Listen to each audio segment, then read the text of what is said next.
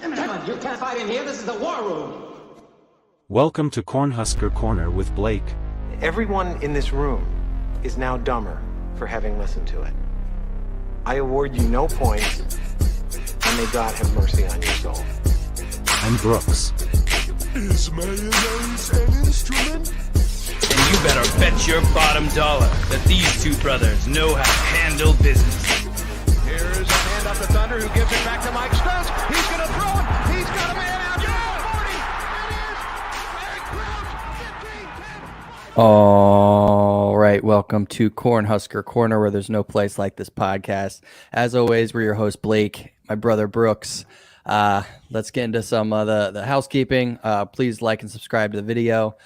We love doing these. That'll just get our confidence a little bit up. I don't know. Subscribe to the video. Like the video and subscribe to the channel. Thank you for watching. We appreciate everybody who tunes in. Also follow us on X at CHusker Corner and on Instagram Cornhusker Corner. I am tweeting out the link right now, so feel free to join us live. You can find that on our Twitter whenever we go live. So we are live. Awesome. Yeah, and I also want to know for the people that are listening, maybe on the podcast, you can find us a visual aid for the podcast on our YouTube channel. You just search Cornhusker Corner, we're right there. And vice versa. If you don't have time to get up on the YouTubes, and I don't know if you're one of those people that still just is a strictly computer YouTube person. You can listen to the audio only version on anywhere podcasts are found. If you're the type of person who doesn't like people on their lawn, then you can find us everywhere on the podcasts. And you just find us everywhere. We're everywhere. We're everywhere. You can't hide. Yes. Oh, man. So, Michigan week, man. And a special episode this week because we are going. We're going. So, not like unlike a lot of the other like Husker, media people out there. I don't even call us Husker media, but in the space, we do not live super close. Right. I'm in Florida. You're in Texas. We would go to every game if we could. But we've been very fortunate that we've gone to at least one past couple of years. Husker media moguls such as ourselves that don't live in Nebraska, we're a rarity. There's a couple of other Husker media moguls just like us, but what we all are is we're all Husker media moguls. That's what you need to take away from this. Yes, we are chest deep. We are chest deep doing all the reporting and the research. No, just kidding. We are what you call secondary information sources. Oh, I thought you were going to say second-class citizens. No. that too. But we're definitely secondary information sources for you. But that's okay because this is a conversational podcast. We're brothers, and we like to just talk about Nebraska football. Yeah. So let's get into it, man. Michigan's this weekend. I've been sort of up and down. Every day it seems like I have a different feeling about this game, quite frankly. So what do you think? What are you thinking going into this week? Well, for one, I'm thinking my season predictions at the beginning are still very much intact because I had us going losing to Minnesota, losing to Colorado, and then winning the next two going into this week. And then, unfortunately, this is where I think my entire season prediction is going to unravel because in my season prediction at least, I did have us beating Michigan. So I am more confident than I was last year. I'll say that. I really am. It's a different Michigan team. It's a different Nebraska team, and we have a much better defense. So it's going to keep us around a lot more than they did last year. I don't see that same thing happening. I just don't. I don't know. What about you? Well, to me, there's a number of ways that you can look at this game. So I think that I can present how I look at this game in two different arguments. There's an argument for optimism, and I'll start with that. So my argument for optimism sort of starts here. It starts with the fact that Michigan, their schedule, if you look at it, they have played East Carolina, UNLV, Bowling Green, and Rutgers. So on its face, it's like, well, they haven't played anybody yet, so they must be, the top ranked unit in every category, right? Wrong. Let me pull up the rankings. So go to rankings. Top defense, rushing defense. They are number 12, which is respectable. But again, let's look at who they've played. Nebraska is the number 1 rush defense on NCAA.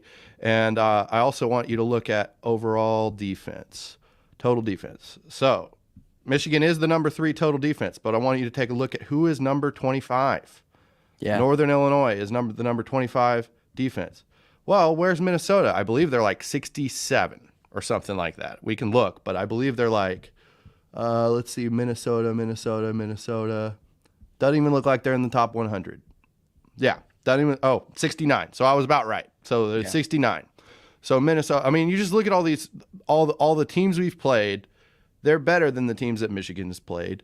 Let's look at rushing offense. Why don't we take a look at rushing offense? Let's see, rushing offense. Okay, rushing offense. Nebraska is the number 6th ranked rushing offense. And that's, again, one of our better offensive games, probably our most complete offensive game, quite frankly, was against the 25th best rushing offense or rushing defense in the country in Northern Illinois. So let's look at where Michigan is in rushing offense. Number 49. This is why I've gone through this, because you're starting to see the picture of what I'm saying. This is a team that's their identity. Their identity is what we're trying to be, essentially. That's been the talking point of this entire week. Yep. And yet they haven't really played anybody, and they are the 49th best rushing offense going against the number 6 best rushing offense in Nebraska. Yeah. You look at the defensive stats, and there we are at number 1 in rushing defense. And also rushing defensive efficiency was a top 1 as well. But that's my point. An argument for optimism in this game is, look, this is Jim Harbaugh's 2nd game back as the head coach of this on the sidelines. This is their first away game. They've played 4, sort of progressively harder opponents. And this is sort of a recipe for, we could jump out a little bit and surprise Michigan, and for just this I think will be the hardest opposing team they've played so far. I'm thinking about their practices, because they play each other in practice, and I'm sure they got plenty of work. Yeah. But yeah, so that's my argument for optimism. Yes. Argument for pessimism. Pessimism. I don't get to say okay. optimism. You want to make an argument for optimism too? Yes. Go ahead. Yes. Because and I looked at those same things that you were looking at for like the stats and everything. Just preparing for this podcast, and I was actually really surprised by a lot of what I saw, because if you look at our 2 schedules just side to side, we've played the harder schedule up until this point. Without a doubt. Yeah. And when we're leading them in a couple really key metrics that they're known for, quote unquote, known for. So it is a definite reason for optimism just going in.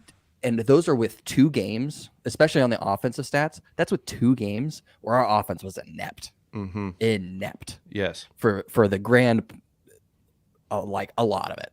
Okay. One thing I did also want to point out is our time of possession is one of the best in the country on offense. Yes. And that's just not translating to points. So you look at those 2 things. Is this the time? Is this the week where you can look at that stuff and it's not just paper tigers? Is the defense real? Definitely going to have that, but there's definitely that reason for optimism. But you can go to the pessimistic side now. Okay, yeah. So argument for optimism. If there's anything left, I'm not thinking of. Oh well, I mean, JJ McCarthy hasn't been great so far. He's a really he's got a lot of potential. Jim Harbaugh's on record saying he thinks he could be one of the best quarterbacks in Michigan history and all this stuff. So the potential's there with JJ McCarthy, but he threw 3 interceptions versus Bowling Green. So it's like, our defense has been clamoring to get takeaways, and it's takeaways and turnovers are like, I heard Josh Banderas on the radio the other day, and he was talking about how they're just a bit of an enigma. It's playing hard and it's being in the right position, but even if you play hard and be in the right position, they may or may not go your way. So it's just about just catching the heat with the turnovers. So I believe we might have some opportunities for that. Michigan has not looked like the world-beating team. So that's the summary of an argument for optimism. So an argument for pessimism, I'm also going to point out Michigan's schedule again as an argument for pessimism, because if you think about it, 4 games at home, aggressively harder with each team, is a bit of a recipe to build a team. I mean, that's totally a great recipe to build a team slowly with lack of injuries and getting a lot of people on the field and all the stuff. So this could be a sort of like Michigan's been, they've been in the air fryer.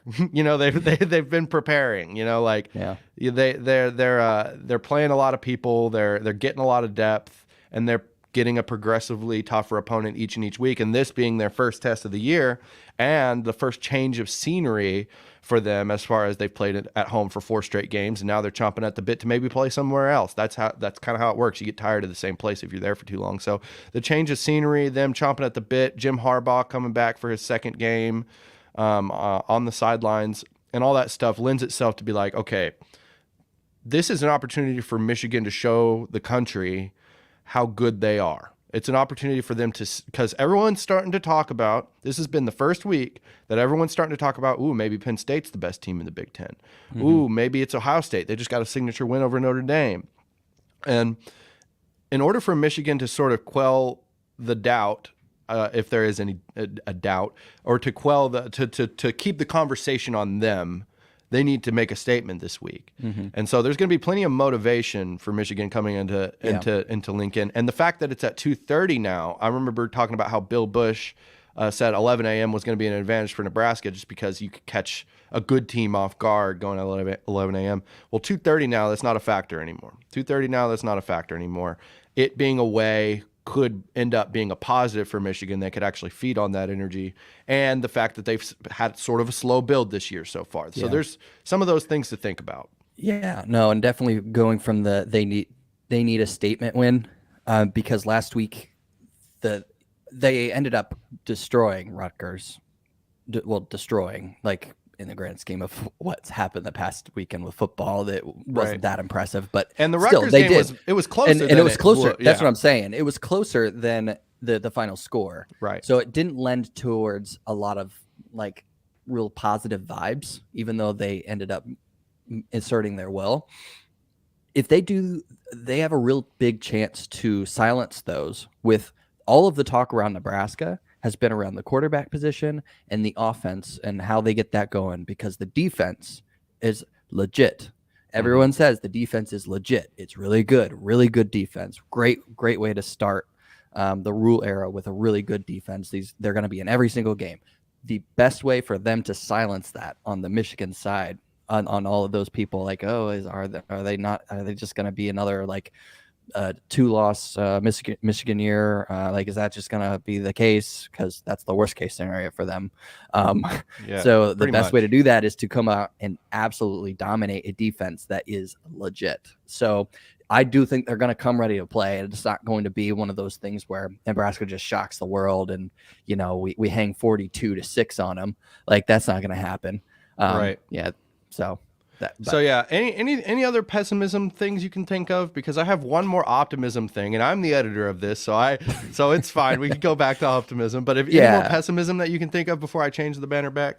Yes. We need a pass game for us Absolutely. to be able to be in the game. It can't be the past couple weeks where we've just dominated on the ground. I don't think that we have the depth at the line position on offense to be able to dictate that again against Michigan. Because the past 2 games we've just stuck with it, and eventually our talent won out and they wore down, and we were able to get those bulk plays and get those yards. That's not going to happen versus Michigan. Yeah. So it's can't run to the right all game either. You can't. You're going to have to get a deep threat. You're going to have to get an intermediate pass game going. You don't have to break any records. You don't have to throw for 400 yards, but you have to throw for over 200 to be in this game with no turnovers. I agree with that to an extent. I agree with that. We do need to get our pass game going. I mean, and namely Fedoni, because Fedoni to me is the X factor of this game, at least in the passing category of it. If he can find Fedoni, man, that's a problem for every team. the tangibles that dude has, the measurables that dude has, will stack up against anybody in the country, and that's why we're so optimistic about him. And if we can find him, he can be a real game breaker for us, or even like a third down situational sort of just getting a lot of first downs for us. So yeah, need to get the pass game together. If we don't, that's no bueno for this game. But going back to optimism, two more actually arguments for optimism. One thing that and I'll keep quoting him till the cows come home, because as far as pedigree, he's the best Nebraska media personality on the radio waves right now, and it's Bill Bush. He talked about how the center of their offensive line was so dominant last year. They had the guy with he had a hard to say, very complicated name that started with an O, but his last name was Timmy, something like that, or first name Timmy. Anyway, but he was the Joe Moore and the Remington Award-winning center.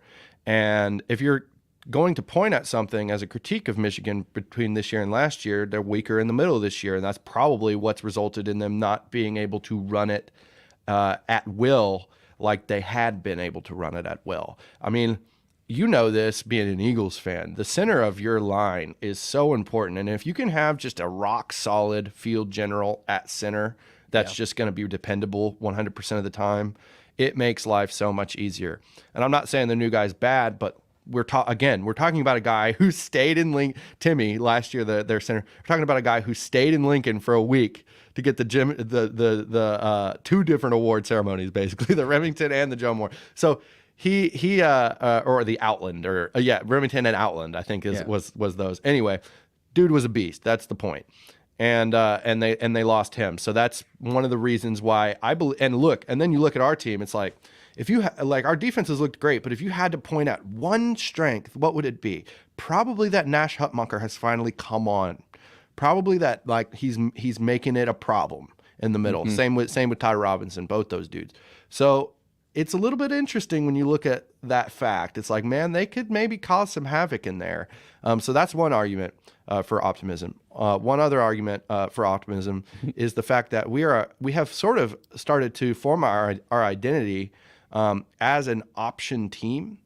And if there's one thing about the option, it's that it's old school style of offense, really, that back in the day, back in the 70s and 80s, that's the first thing you taught as a defensive coordinator, was how to defend the option. Because if you could defend the option, everything else sprung off of that, because pretty much everybody ran something based on the option or compact run schemes like that. Well, these days it's not the case. And Michigan's D coordinator is from the NFL. They never see the option. And so it's like, well, now they have to switch it up a little bit just for 1 week with a D coordinator who's not overly experienced in dealing with the option. Yeah. So, yeah. So I'm just sitting here smiling, because you said you're keep going back and forth, but every time you talk about the game more and more, you start hyping yourself up into a Nebraska win, and I could just see it on your face. You keep hyping it up, and I'm trying to be the realistic. I'm not trying to do that. I'm not trying. I'm just making points over here, okay? And if the points are resonating with you, then you're getting hyped up by my points. That's on you, not me. No, I see it in your face, because you started like this, and then you started getting gradual, and then the more you thought about it. Yeah.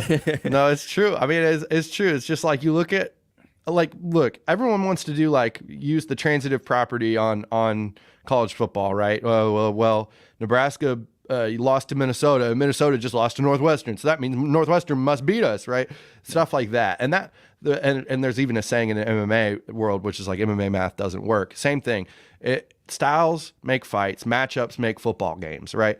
And so at the end of the day, that's really why we do these previews, because you look at the details of how these teams are orientated, and that'll tell you if we got a chance or not most times. That's why Colorado was able to jump on top of us in that second half, because of the way the game played out and because of their strengths and our weaknesses. They were able to take advantage of some things. So with Michigan, it's like you look at it, and I'm starting to convince myself, because it looks a little bit like a puzzle piece, like our strengths can match up with their strengths. And I'm not saying they're weak in those areas, but they're not as strong as they used to be. So it's definitely interesting.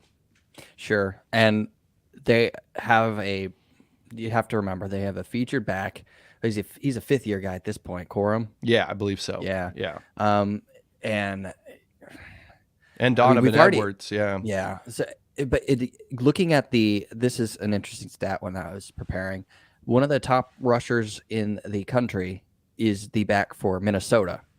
And we held him to like what, 20 something yards? Well, actually, I believe that the back that was featured against us for Minnesota is Sean Tyler. And they actually went with their backup for the next couple of games. He's now become their starter, okay. and he's sort of tearing it up. So that's a little bit of an argument for maybe they hadn't quite figured their stuff out yet. Yeah. Yeah. So it is what it is, man. These so things that's what happen. I'm saying. Like, this is the best back that we've come into contact with, really. Having those couple weeks to get into the flow of things, having that line behind it. I don't. There are reasons to be excited about the game. I mean, we went to the Oklahoma game last year. It was not a great experience. It was a great first quarter. We'll say that. It was a great first quarter. Yeah. After first that, half of the first quarter. First half. Okay. Yeah. First half of the first quarter. Electric, man. Electric. Yeah. I don't want that to happen again. And there's a lot that makes me want to not believe that it will.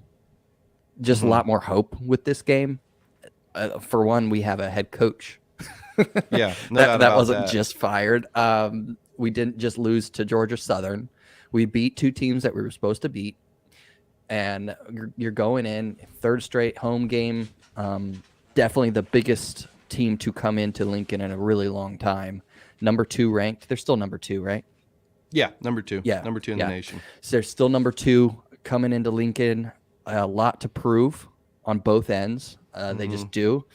And I'm hyped for it, but I want the team, for the team's sake, I want them to go out and not lay an egg. Yeah.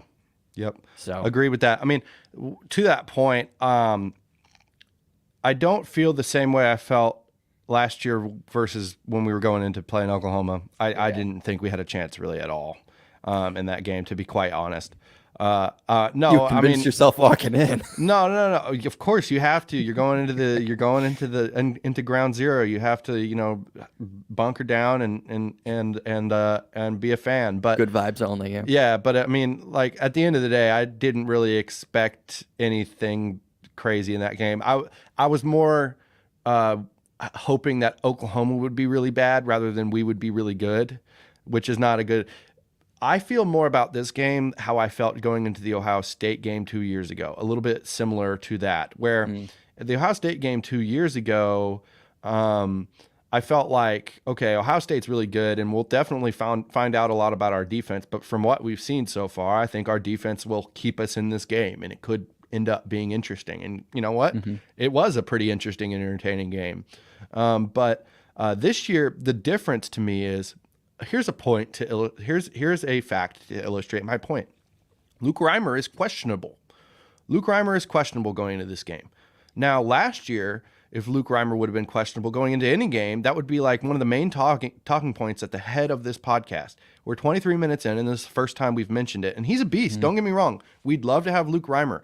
But what Matt Rule has done with this defense, with the amount of players he's played, it just feels like we have so many dudes at each position that this year, losing Luke Reimer there for a game is not quite as big of a deal as it was last year. It's not like you're taking a complete cog out of a watch and it won't work anymore. 100%. That's what it felt like before with Luke Reimer. And even 2 years ago when JoJo was out I think it was last 2 weeks, it was sort of that same thing where it was like, yeah. So even the 21 defense, we've given them their props, but really the 21 defense, if you want to be honest, had a great starting unit and really tailed off a lot anytime anybody got hurt.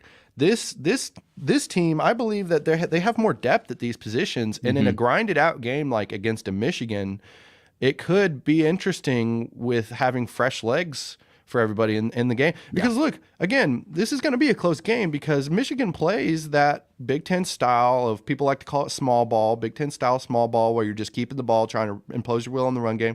Well, that's what Nebraska's going to try to do. There might be 3 possessions in the first half. You know what I mean? Like, could be, yeah. You know what I mean? So, like, everyone's going to be fresh. Or, you know what I mean? That's what I'm thinking. Everyone's going to be rotated and fresh on both sides of the ball, to me. Yeah. There's only going to be like 50 plays per offense, like the whole game probably. It is going to be one of those slow burner games. Yes. Hopefully, if it's a high scoring game, we're in trouble. Yes. In it's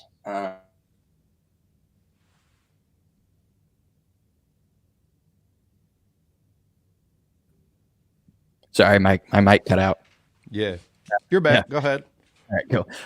Yeah, so no, lots of cogs on that defense. I do hope Ryan comes because Of course. they did look different. You have that experience, the captain out there. I would love to have him, especially for this one. Another move that we didn't talk about, which I think is really intriguing, Yes. is Josh Fleeks, man. Mm-hmm. Josh Fleeks. So he's a 6-year player at this point almost. Yes. Played on Rule's team at Baylor. Actually, when I was watching the previous Baylor teams, just to get a sense of game day Rule, because I hadn't seen game day Rule, and I watched their whole 2019 season. Did he lick his lips back then? Oh yeah. No, he still hasn't found a good chapstick. But no, Fleeks definitely stood out and at that point he was a youngin. Right. And he has a lot of really good like skill sets. He obviously like trusts Rule, which is why I followed him here. And he has one catch that I can remember when he was in the slot. Yeah, one or two, nothing for anything. I mean, it was like 3-4 yard gains. Yeah, consequential.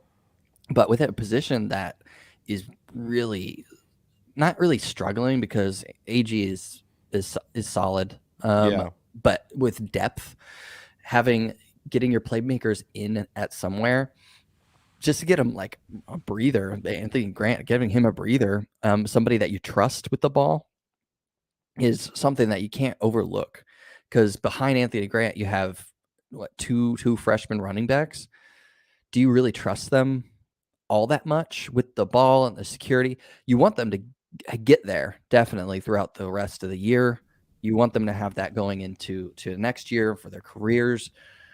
But you want a second guy back there that you trust, trust with the ball. You trust that he's going to go to the right place, knows the calls, knows the offense, and you get that with experience. So it was really good to hear that they were just kind of retooling and trying to get him on the field. Yeah, I mean, this is the type of thing we saw from Rule in the offseason with managing of personnel, where he's, looking at John Bullock and saying, you're a good safety, but you could be a great linebacker. Looking at Janarian Bonner being like, you're a good wide receiver, but you could be a great tight end. Things like that. And I was looking at that, and I'm just like, there's some retooling that could be done for this running back situation, and they've done it. So Josh Fleeks is 24 years old. He's been on 2 different Rule teams now. He knows the culture. He knows football. I mean, at this point, he's a grown man. So I like the move. I think that he has a skill set that wasn't really being utilized where he was, just because of the depth and the pecking order of things, and the fact that we haven't really gotten our passing offense taken off yet. So one thing I will say is, Josh Fleeks, man, touch that horseshoe on your way out, brother. Touch it, because they had that 360 cam, and everyone's going through touching the horseshoe, every single person.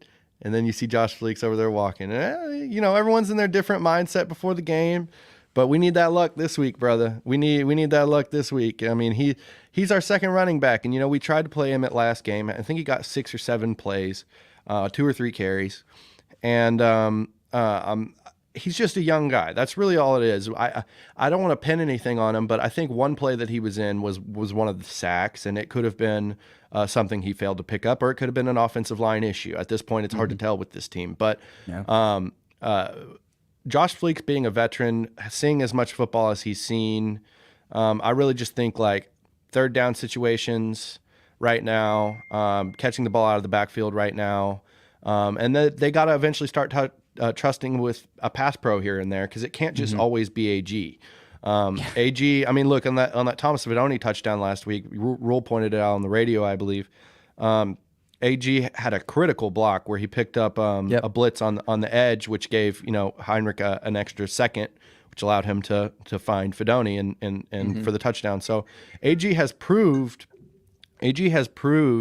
up to this point that he can be He can be good in pass pro situations, which, from what I remember, was sort of a criticism of AG last year even. So yeah, I think the Fleeks move is good. I like the retooling of things. I'm interested to see how he looks. We need more than one guy, regardless of who that guy is. So absolutely. And yeah, I don't think there's any more we can say about that. Yeah.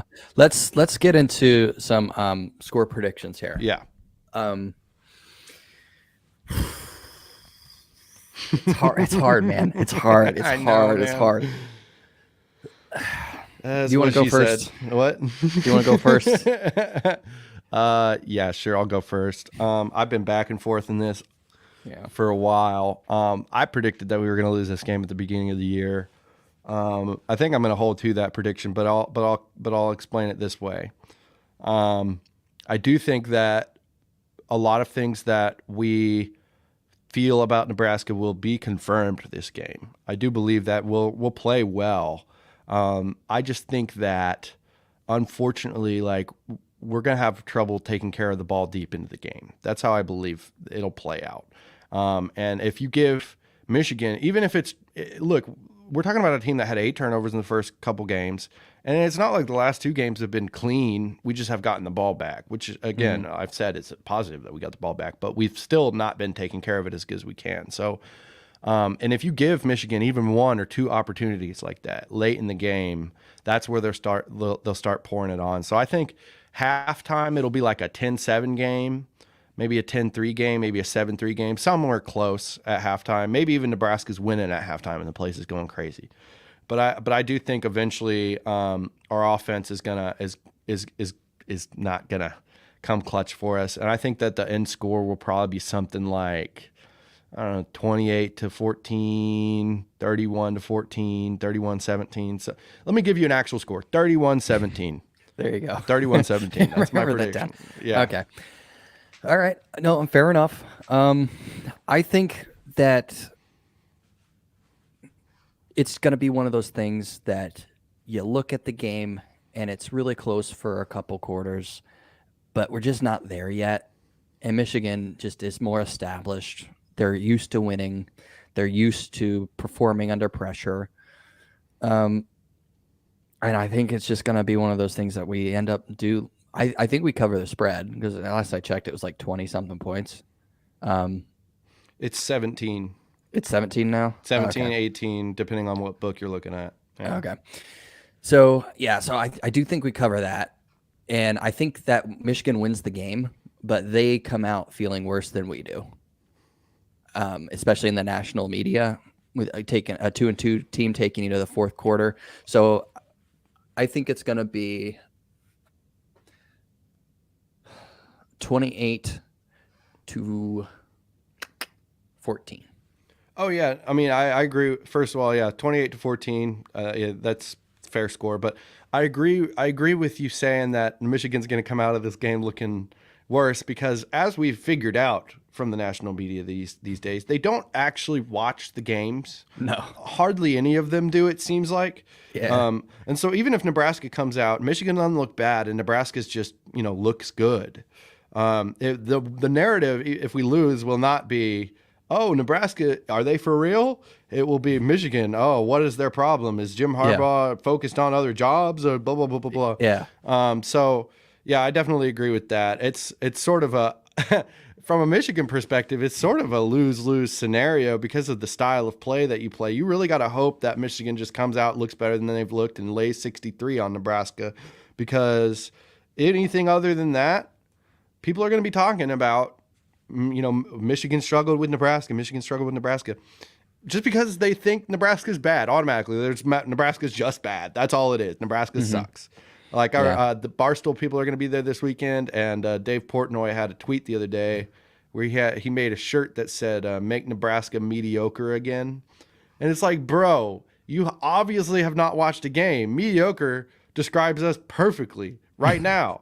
Like it's not all bad. Like, I'm sorry, it's not all bad. Like, the losing is all bad. I agree with that. But as far as the play on the field, it's not like it's like, the what was it, the 2007 Detroit Lions or something like that. The 0-16 team. No, there's been way more. there's been way more positives than negatives. We just haven't gotten the W's. We've gotten Right. the L's. There's Right. we've been right there Yep. for the past 5 years. Now we have a new coach, and let's see what happens. Let's see what happens. Well, Barstool's going to be there. A lot of media people are going to be there. If you look at the slate of the week, they have a couple of big games, but it's like Notre Dame and Duke is a big game, but Duke's not a big football name. I mean, let's just say it. And then Georgia plays Auburn. You know, that's a decent helmet game. But as far as all the games of the week, like Michigan at Nebraska is the helmet game of the week. The classic brands that are playing each other. USC, Colorado. Yeah, again, Colorado is a measly football brand. Prime is the brand over there right now. It's the Coach Prime University Buffaloes. I've said that everywhere in text form, and I finally got to say it on the podcast. The Coach Prime University Buffaloes. Yeah. But anyway, yeah. So. Should be fun. Excited to go to the game. And we got pretty good seats. Gonna get to experience the Nebraska box life. See what that looks like. But yeah, we in the club. Okay. Anyway, bottles in the club. Yeah, that's. Okay, I don't even know where to go from there. Yeah. All right, just unless you have any other closing thoughts, I think that's a good place to end it. Yeah. Nice, short and sweet. Just remember to like the video, subscribe to the channel, follow us on Twitter or X at @chusker_Kerner. I did it again. Oh my god. @CHusker_corner on Instagram, Cornhusker Corner. And remember, audio version wherever you find podcasts. Yes, for all the video get off my lawn YouTube. people. Yeah. But anyways, that is going to be it for us today on the Cornhusker Corner. Always remember that there is no place like this podcast.